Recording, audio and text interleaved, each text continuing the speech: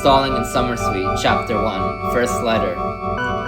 Dear Sister, from a lamplit summer night to this page for you. It's a very lovely thing to suffer what I suffer. I mean that honestly to you, my dear sister.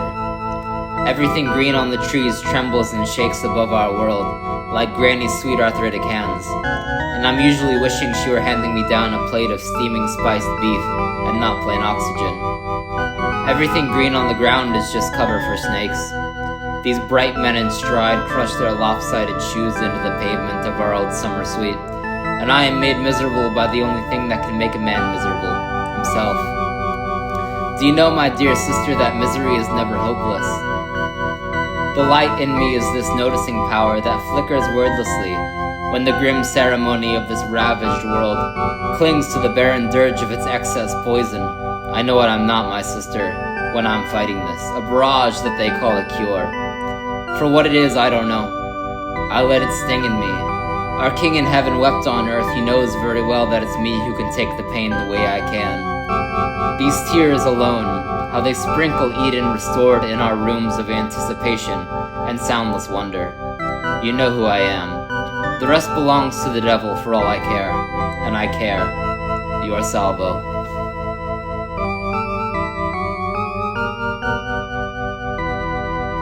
Second letter. Dear sister, from this simple, perplexing evening to this page for you.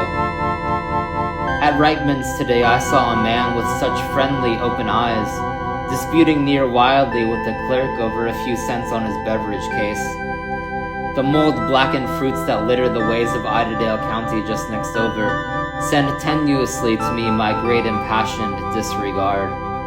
The oppression breeds in us from the humidity of this cursed state. Somewhere far away from Florida, in prayer the wings of angels kiss me with their unfolding and uncoiling needles, from a temperature of love not belonging to any usual scale.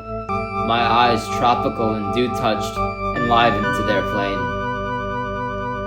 Walking to the market, I notice how the pattern of life is imperceptible, yet in despite it is presently alive, and made for man just like the pattern that belongs to his heart system, beating under his skin.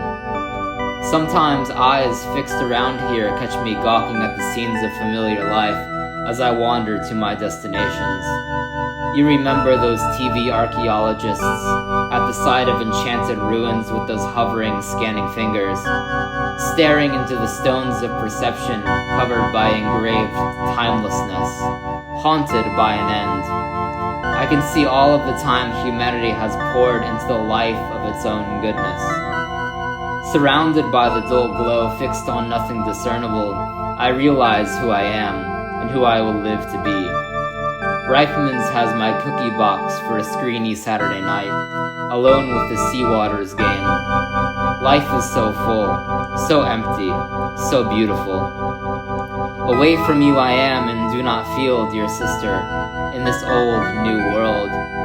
I must continue my writing for you, and will. Pray for me, and you're praying so. I know for you life doesn't change. It doesn't for me either. Your Salvo.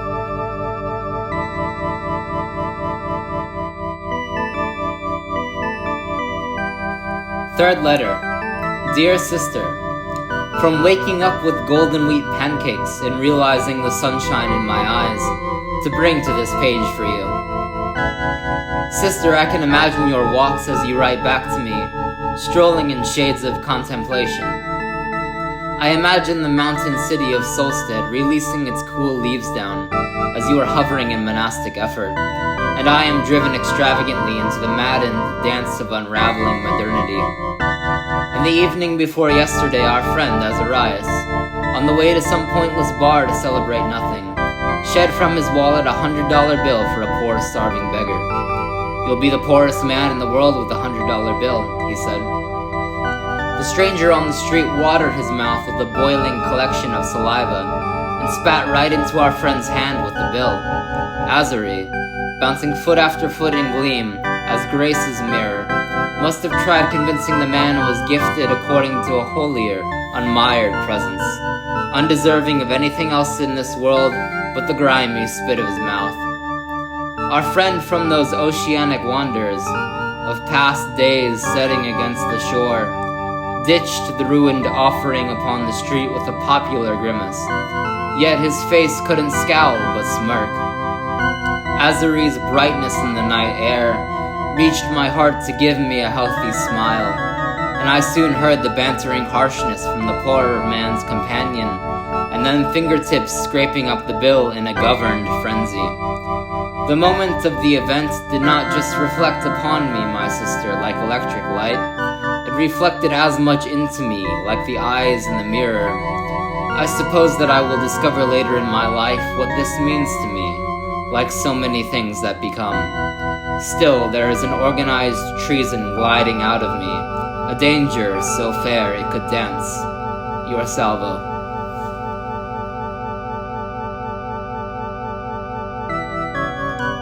Fourth letter. Dear sister, from the view of my little room that watches the people shift about to this page for you. Sister, my mind revolutions in a churn of discordance today, and I think mostly of the gangster flamingos when they came to rob us of Simpleton Triumph. These men have death as their business. They burn so remarkably across our county with their pink flame starters as they turn marauding the good and tempered-hearted with malicious jeer. All day long the devil's false angels come with tauntings against the harmony of my souls belonging to Christ, but my fervor for God proves too generous for their withstanding. Manifest as flamingos, they wish a temptation's cruel fruition of confusion in me, but I yield only to the golden string that weaves a strengthening song of the Holy Ghost. Sometimes, sister, I feel a teardrop in my heart from you, of forgiveness and contemplation that I long to bring into my soul. In the ash of yesterday I bring mellow light into God's miraculous creation that sweeps away as I sway in a stroll like wind over seawater through the shopping centers, looking for flowers in a bouquet. Your Salvo.